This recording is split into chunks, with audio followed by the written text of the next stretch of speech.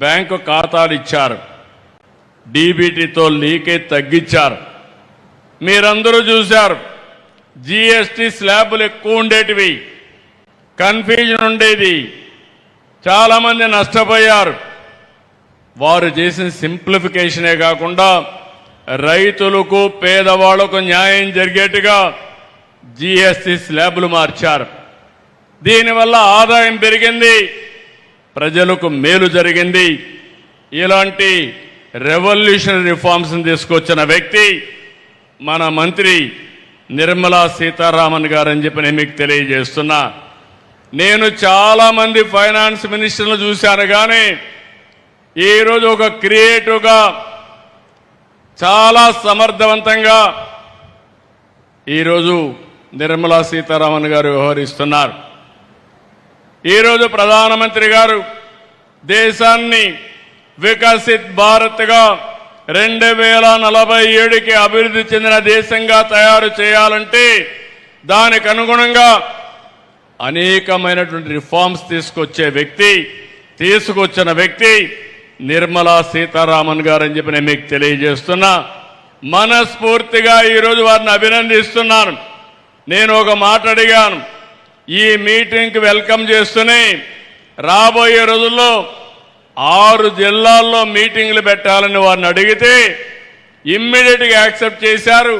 తొందరలోనే 3 నెలలకు ఒక మీటింగ్ పెట్టి ఇంకొక 6 జిల్లాల్లో ఇదే తరహా కార్యక్రమాన్ని నిర్వహించడానికి వారిని రిక్వెస్ట్ చేస్తున్నా.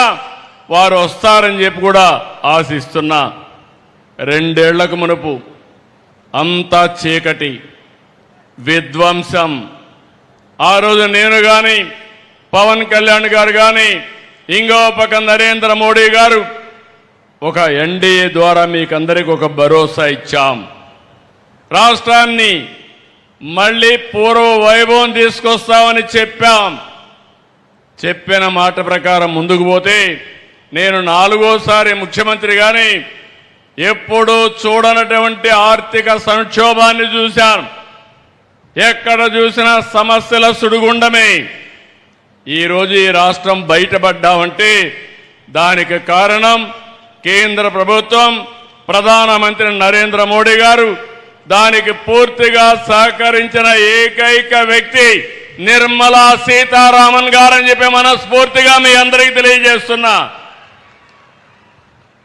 ఈరోజు అమరావతికి 15,000 కోట్ల రూపాయలు ఇచ్చి నిలిచిపోయిన అమరావతికి జీవం పోశారు.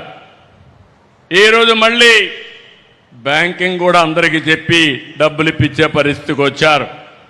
రెండో పక్కన పోలవరం 12,157 కోట్లు ఇచ్చారు. ఈరోజు వారికి హామీ ఇస్తున్నాను ఈ నర్సారావుపేట మీటింగ్లో 2027 మార్చి లోపల పూర్తి చేసి మొదటి ఫేజ్ ని జాతికి అంకితం చేసే బాధ్యత ఈ ప్రభుత్వం తీసుకుంటాం. తెలుగువారి ఆత్మగౌరవంగా భావించే విశాఖపట్నం స్టీల్ ప్లాంట్కి 11,440 కోట్లు ఇచ్చారు. ఇప్పుడు ఆ స్టీల్ ప్లాంట్ని రివైవ్ చేసే పరిస్థితికి వచ్చాం. కేంద్రంలో సెంట్రల్లీ స్పాన్సర్ స్కీమ్స్ అన్నీ కూడా డైవర్ట్ చేసి 90 స్కీమ్స్ రివైవ్ చేశాం. ఈరోజు జీరామ్జీ కింద 7,700 కోట్ల రూపాయలు వచ్చే పరిస్థితికి వచ్చింది. జల్ జీవన్ మిషన్ కింద 28,000 కోట్ల రూపాయలు తెచ్చుకోగలిగాం. రాయలసీమని హార్టికల్చర్ హబ్గా తయారు చేయడానికి 1,00,000 కోట్ల రూపాయలు పెట్టుబడులు పెడతాం.